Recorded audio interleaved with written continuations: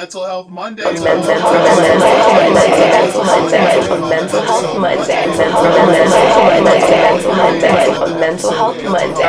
Health Monday. I did an interview with a young man who he struggles with, I don't want to say suicidal ideation for his situation, but I know it's extreme depression and anxiety. And we were talking about how ADHD tied into that. And his description of there's an empty void that you feel before the other things set in, before sadness, depression, and sometimes anxiety. And he said the void itself would be the tree, if I'm not mistaken. The depression are the leaves on the tree, and it's the atmosphere that's around you. And he was like, you know, when you get to the void, what happens is all of a sudden you just have this heavy amount of sadness that hits you at one time, and then the depression blooms. For you, would you say it was similar to that, or could you kind of see things coming up on the horizon and you felt it before it set in? I think it is similar to that. I would say I would describe it that way now, because my depression, I've been able to get to a point with my relationship to depression. I don't even want to call it my depression, because I don't even want to own it as something that I have to have or have to keep. But my relationship to depression has now become more like off and on. It kind of sprouts and then resolves, where before it was a constant state of being.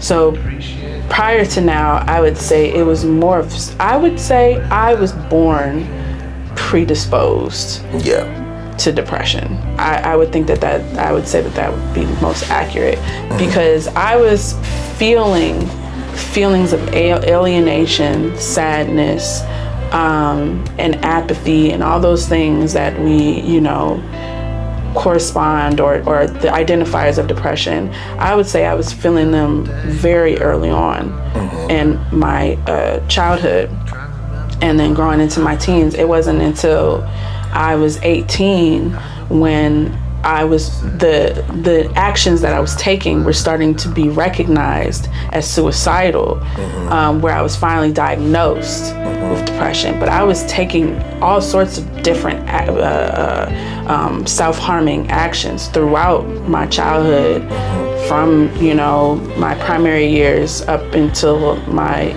teen years.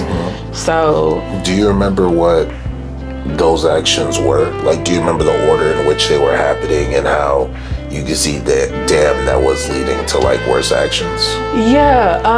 I think it started with just like self-image, like looking at myself.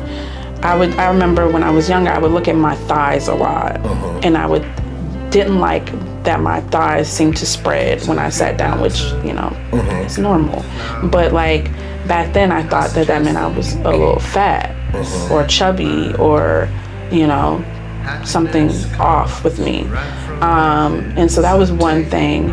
I didn't like, and I understand that colorism in our community is a very complex issue, and I understand that there